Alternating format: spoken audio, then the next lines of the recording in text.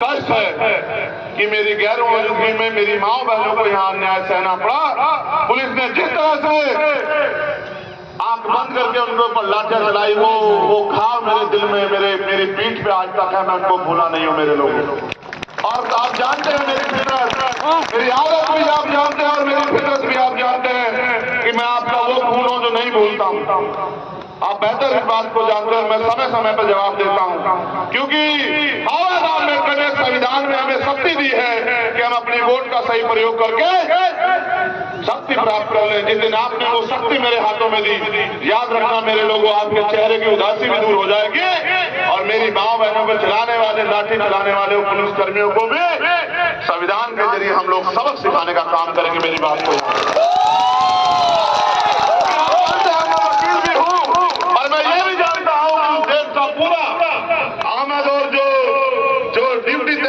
सबका रिकॉर्ड निकलवा के बैठा हुआ हूं। समय बदलेगा।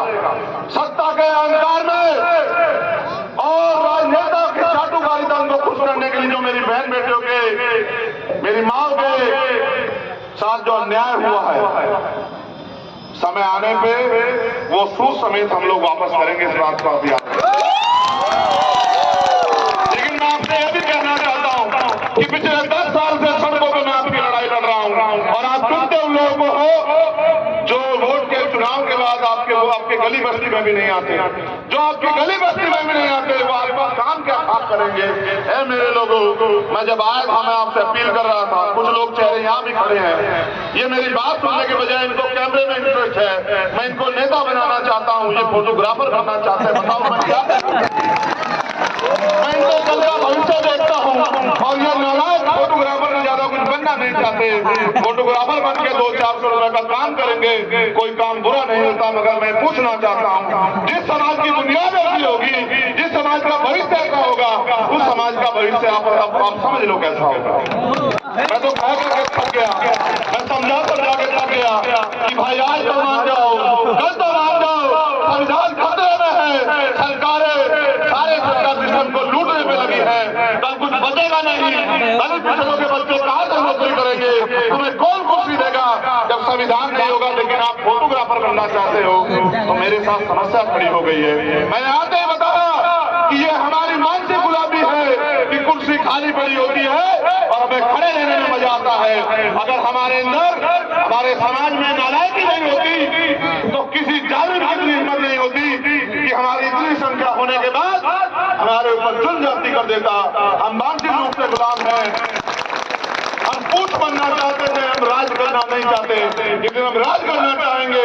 मैं लिख कर देता हूँ कि हजारों की संख्या में जो लोग यहाँ बैठे हैं, अगर अगले 4 दिन उन्होंने मेरे हिसाब से काम किया तो मैं शर्त लगाता हूँ कि जलालपुर में चेयरमैन हमारा होगा, उसे कोई रोक नहीं पाएगा। मैं आपको जो काम देके जाऊंगा, अगर आप स्वास्थ्य मुझसे प्यार करते हैं, मेरे संगठन की इतनी इज्जत समझते हैं, अगर आपके दिल में मेरे लिए दर्द है और आप चाहते हो कि चंद्रशेखर आजाद ताकतवर हो, तो जितने लोग आप यहाँ हो, ये गांठ बांध लो कि हर दिन एक आदमी को हमें अपनी पार्टी के पक्ष में वोट देने के लिए तैयार करना है। आप 1000 की संख्या में यहाँ हो, आप गिनती करके देखो, मेरी माए बहनें भी यहाँ हैं। एक दिन में एक व्यक्ति को अगर आप जोड़ने का काम करते हो, कल आपकी संख्या दुगनी हो जाएगी और जब आप और वो जिसकी जो दुगने में जुड़ गया है वो परसों काम करेगा, हमारी संख्या 4 गुनी हो जाएगी और जो 4 गुनी हो गए 2 दिन में, जब वो मिलकर काम करेंगे तो 3 दिन में हमारी संख्या जलालपुर में 8 गुनी हो जाएगी। लोगों को वोट देनी है, उनको नेता चाहिए, ऐसा नेता जो शासन और शासन में गलत करने से आंख मिला के बात करे। मैं इनके भी खड़ा हूँ, इसलिए खड़ा हूं कि ये काम करना चाहते हैं, इनको शक्ति देना आपके हाथ में है। ये लोकतंत्र है, जनता इसमें मालिक है। जनता जिसका बटन दबा दे, जनता जिसके लिए मोहर लगा दे, वो गरीब का बेटा भी ताकतवर बन जाता है। मैं आपसे अपील करने के लिए आया हूं कि 10 साल हो गए मुझे संघर्ष करते हुए, इससे ज्यादा क्या मुझसे आप चाहते हो? अगर आप चाहते हो कि मैं कुछ करके दिखाऊं तो फिर आपको मुझे राजनीतिक शक्ति देनी पड़ेगी। और अगर आप चाहते हो, क्योंकि जब मैं आपकी लड़ाई लड़ता हूं, गौर करना मेरी इस बात को, आप सब लोग भी गौर करना, नीले पट्टे डालने से नहीं होता अम्बेडकरवादी, नहीं होता मिशनरी। उसके लिए पसीना बहाना पड़ता है, उसके लिए गलियों गलियों जाके खाक छाननी पड़ती है, उसके लिए मुकदमे, लाठी, गोली सब खानी पड़ती है। और उसके लिए हमें काशीराम साहब ने भी मूवमेंट में बताया कि एक मिशनरी का कोई सम्मान अपमान नहीं होता। जब वो घर से निकल गया समाज को तैयार करने, तो चाहे उसका अपमान और सम्मान, उसको अपने काम को करना चाहिए।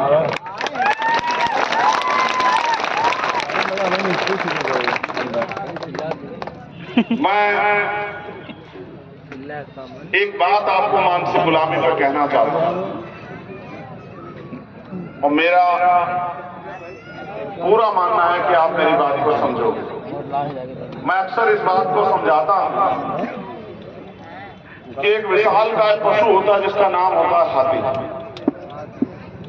जब वो छोटा होता है बचपन में, तो महावत उसके पैर में एक मोटी सी संखल डाल देता है, और उसकी क्षमता नहीं होती कि वो संखल को तुड़ा पाए। वो पूरे जोर लगाता है लेकिन संखल नहीं तुड़ा पाता। एक लंबे प्रयास के बाद उसको ये एहसास हो जाता है कि संखल को नहीं तुड़ा सकता। जब वो बड़ा हो जाता है, बहुत शक्तिशाली हो जाता है, तब उसके पैर में मोटी संखल की जगह एक पतली सी बेड़ बांध देता है। लेकिन उसके दिमाग में बात असर कर गई है कि तू नहीं छुड़ा सकता इसको। फिर वो कभी हिम्मत भी नहीं जुटा पाता उसको छुड़ाने की। इसको मानसिक गुलामी कहते हैं। वोट आप देते हैं, आप बनाते हैं चेयरमैन, आप बनाते हैं विधायक, आप बनाते हैं पार्षद, सभासद, आप बनाते हैं MP। अगर आप वो वोट जो दूसरों को दे रहे हो, आप इसको वोट दोगे तो कैसे नहीं जीतेगा आपका प्रत्याशी, आप बताओ। एक और बात जो मुझे आपसे कहनी है, मेरे नौजवान भाइयों को सुनना चाहिए।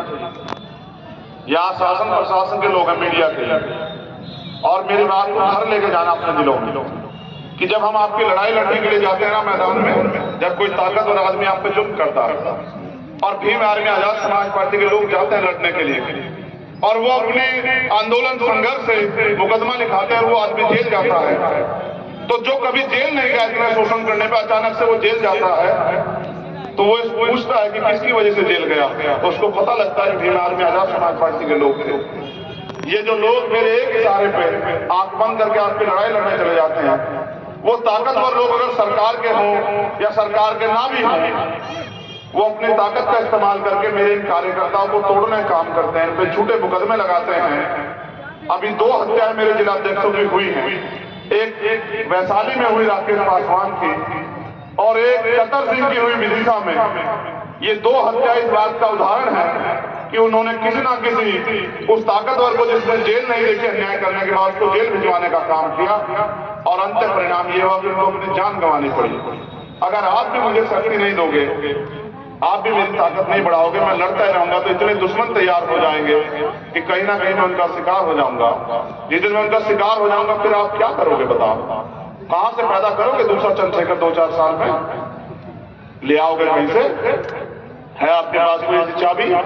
अगर ऐसी चाबी है तो मैं भी आपके साथ हूं। चलो मिलके बाबा साहब अम्बेडकर को ले आते हैं, चलो मिलके मान्यवर काशीराम को ले आते हैं, चलो मिलके प्यारेलाल यादव को ले आते हैं, मिलके महामना रामसिंह वर्मा को ले आते हैं। ऐसा कुछ नहीं होता, जो एक बार चला गया वो वापस नहीं आता। मेरे लोगों, मैंने जितनी मेरे अंदर हिम्मत है उससे ज्यादा हिम्मत से लड़ाई को लड़ने का काम किया, लेकिन अक्सर मैंने देखा है कि हम थोड़े बहुत प्रलोभन पे, थोड़ी बहुत सुविधाओं पे, या थोड़े बहुत संसाधन पे अपनी वोट को दुश्मन को सौंप देते हैं, और फिर उम्मीद करते हैं कि दुश्मन हमारा भला करेगा।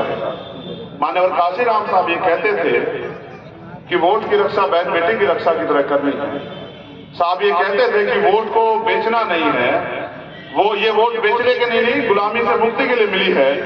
वो ये भी कहते थे कि वोट को फेंकते नहीं है, वोट को किसी जिम्मेदार को सौंपते हैं। क्या तो ये बताओ कि आजाद भारत में मेरे से ज्यादा जिम्मेदार कोई हो आपकी लड़ाई लड़ने के लिए, तो उसको सौंप दो। और अगर आप मेरे ऊपर भरोसा करते हो तो इस वोट को मुझे सौंप दो, जिससे मैं ताकतवर हो जाऊं। और जब मैं ताकतवर होऊंगा तो आप लोग ताकतवर नहीं होंगे क्या बताओ? अपने मन से पूछ के बताओ। तो मैं तो आंख बंद करके आपके लिए भिड़ जाता हूं। मेरी रक्षा सुरक्षा, मेरा संरक्षण अगर आप लोग नहीं करोगे तो कौन करेगा बताओ? कल मैं भी दुश्मन के किसी हादसे का शिकार हो जाऊंगा, बाद में आपके पास पछताने के अलावा कुछ बचेगा नहीं। इसलिए मैं आपसे कहना चाहता हूं कि जब आप 11 तारीख को वोट डालने जाएं तो अपनी एक एक वोट ये सोच के कि हमें अपने भाई को शक्ति देनी है, ये सोच के कि हमें अपने भाई के हाथों को मजबूत करना है, अपनी एक एक वोट आजाद समाज पार्टी के चुनाव चिन्ह पे केतली के निशान पे डालने का काम करें। और मेरे हमारे साथियों के, भाई निखिल के, भाई परवीर के, ये जैसी इसकी माँ है परवीर की, ऐसी मेरी भी माँ। अब देखो कि मेरी माँ लड़ रही है, आपकी जिम्मेदारी बनती है कि मेरे हाथों को मजबूत करो। इसलिए मैं आपसे अपील करूंगा कि 11 तारीख को जब आप वोट डालने जाएं तो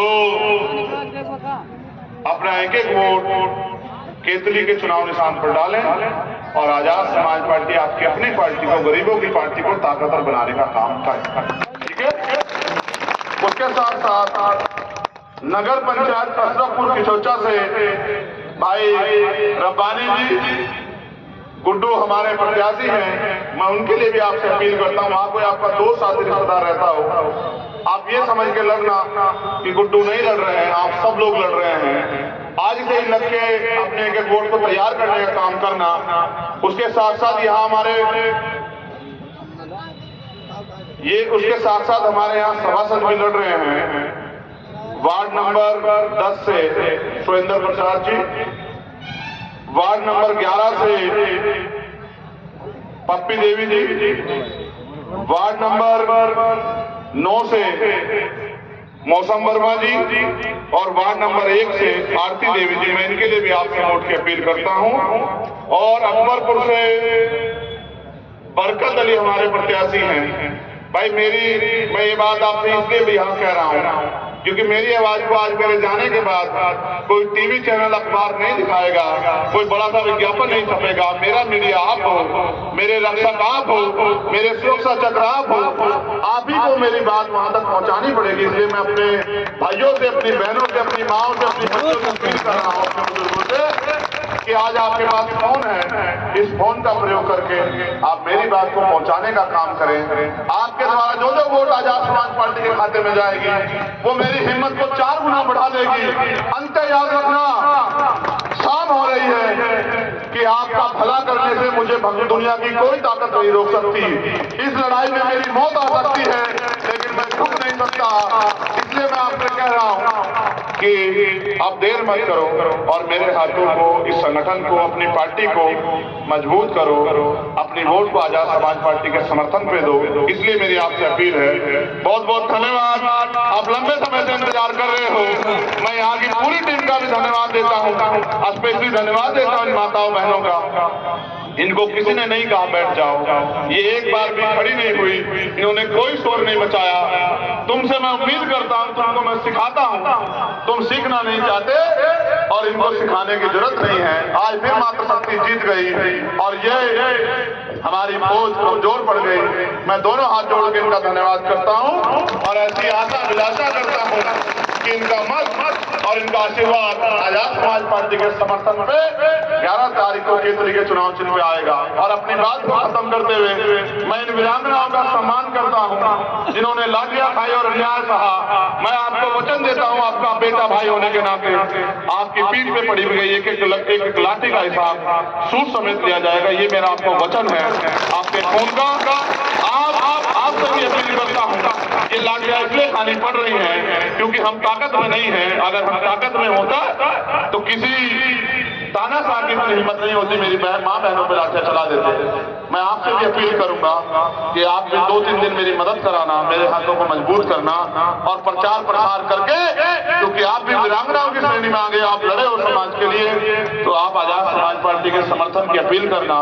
मेरा ऐसा मानना है आपका आशीर्वाद, आपका संघर्ष यहाँ हमारे हाथों को मजबूत करेगा। मैं आपसे फिर से ये कहता हूँ, आपका जो अपमान हुआ है वो व्यर्थ नहीं जाएगा, वो यहाँ क्रांति को जन्म देगा और आपका पड़ा हुआ पसीना